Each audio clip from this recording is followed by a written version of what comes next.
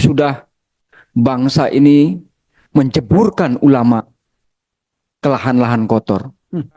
Bapak, Ibu yang terhormat di DPR, berhentilah mengikuti jejak kejahatan Mulyono. Waduh.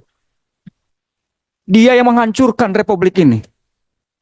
Kalau kami tempo telah menyebutkan penjahat sipil paling jahat itu adalah BPN, jangan sampai saya menuding juga yang namanya Kementerian SDM. Tukang obral sumber daya alam Indonesia.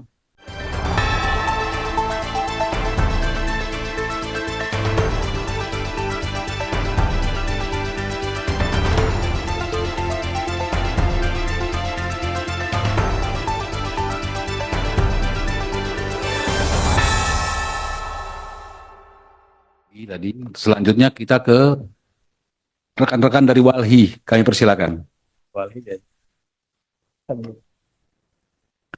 Assalamualaikum warahmatullahi taala wabarakatuh. Saya Mukri, mewakili Wahana Lingkup Indonesia. Pertama, mengucapkan terima kasih dan rasa hormat yang sebesar-besarnya terhadap Badan Legislasi kami. Yang kedua, kami menyampaikan permohonan maaf terkait perbedaan sikap dan pendapat yang akan kami sampaikan. Perbedaan sikap tersebut, pertama, kami menolak dengan keras keterlibatan atau pemberian hak atau akses dalam rancangan Undang-Undang Perubahan Minerba kepada perguruan tinggi. Saya kira cukup sudah bangsa ini menceburkan ulama ke lahan-lahan kotor. Jangan sampai kampus yang punya integritas pemikiran-pemikiran bangsa keluar dari mereka juga dijeburkan ke dalam lumpur. Kalau kita mau menyapu, gunakanlah sapu yang bersih. Karena pasti hasilnya tidak akan bersih. Jika mereka tempat kita bertanya tentang intelektualitas dijeburkan, bagaimana dia akan kemudian menjadi bersih ketika menyampaikan pikiran kalau telah tercemari oleh lumpur-lumpur tambang. Yang punya umat sekarang ini bisa disebut demikian, NU, Ormas juga telah terperangkap dalam lubang tambang.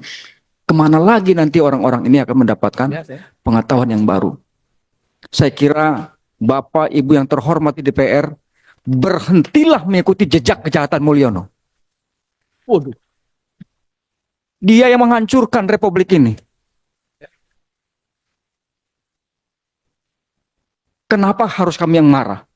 Coba ketika berkonflik, kemana orang-orang itu yang tinggal di pesisir pantai? Petani-petani akibat digusur tambang, dikriminalisasi. Hanya ke tempat ini dan ke tempat kami. Mari kita tanyakan kepada pertambangan ini, Kementerian SDM, coba periksa berapa sebetulnya yang didapatkan oleh negara dari pemberian yang namanya izin usaha pertambangan, kontrak karya, dan seterusnya. Itu jauh kalah dibandingkan dengan cukai rokok.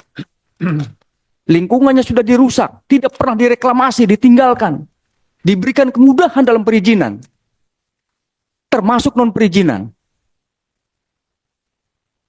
Sudah 10 juta kawasan, 8 juta sudah dimanfaatkan dalam kawasan hutan. Dari 10 juta izin perizinan IUP itu, 4.000 masih non-clear and clear. Padahal Korsub yang namanya KPK sudah sejak lama dilakukan. Ada masalah apa? Banyak sekali. Bapak-bapak, supaya kita sadar nih, republik ini, ya, ngurus bambu di laut Tangerang aja, sampai kekuatan negara dikerahkan. Ini tambang. Satu lagi tolong dibaca Permen KKP nomor 8 tahun 2015. Pulau yang besarnya lebih di bawah 2000 km boleh dikuasai oleh asing. Besar 70%. Bagaimana kita akan mengawasi ini? Pasti alasannya kami tidak ada dana. Dan seterusnya. Itu pendapat-pendapat yang klasik. Kami mohon lembaga ini berhenti mengikuti kejahatan Mulyono. Rungkat bangsa ini. Saya jamin ini. Kami berharap 2025 ini epicentrum kita buat bangkit. Jangan pernah didikte lagi. Ini DPR, marwahnya jangan sampai tergadai. kami harus berbeda dalam hal ini karena bagian dari cara kita mengingatkan. Dari awal kami sudah menduga pasti akan kalap ini bangsa ini, negara ini. Kenapa? Karena APBN-nya hanya 2.999 triliun. Dari target 3.000 pun nggak nyampe. Kami sudah tebak akan ini arahnya nih.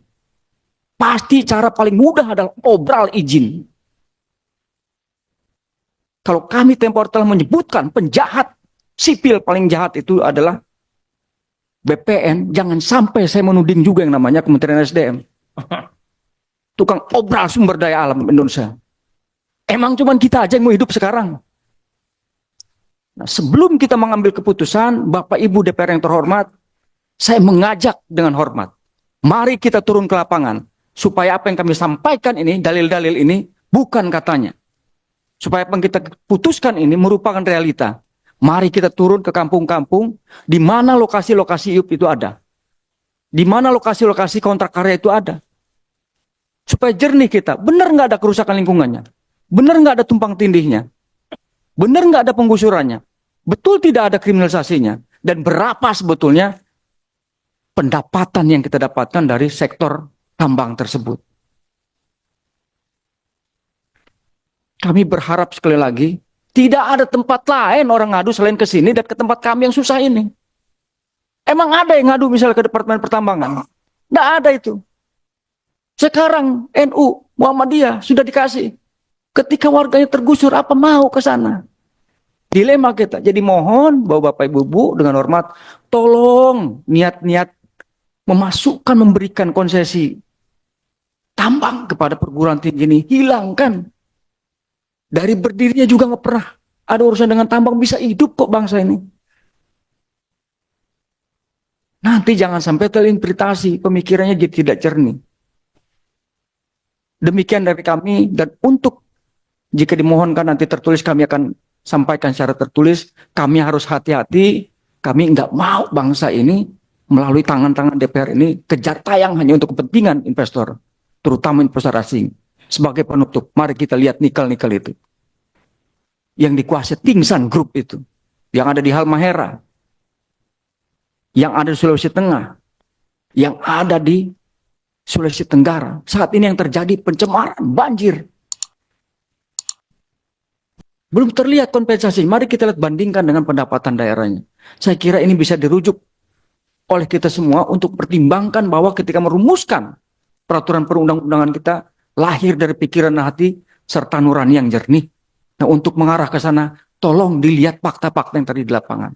Demikian dan terima kasih. Wassalamualaikum warahmatullahi wabarakatuh. Waalaikumsalam warahmatullahi wabarakatuh. Pak Zenzi bukan? Zenzi Suhadi. Saya Mukri, Pak. Ya, tepuk tangan dulu.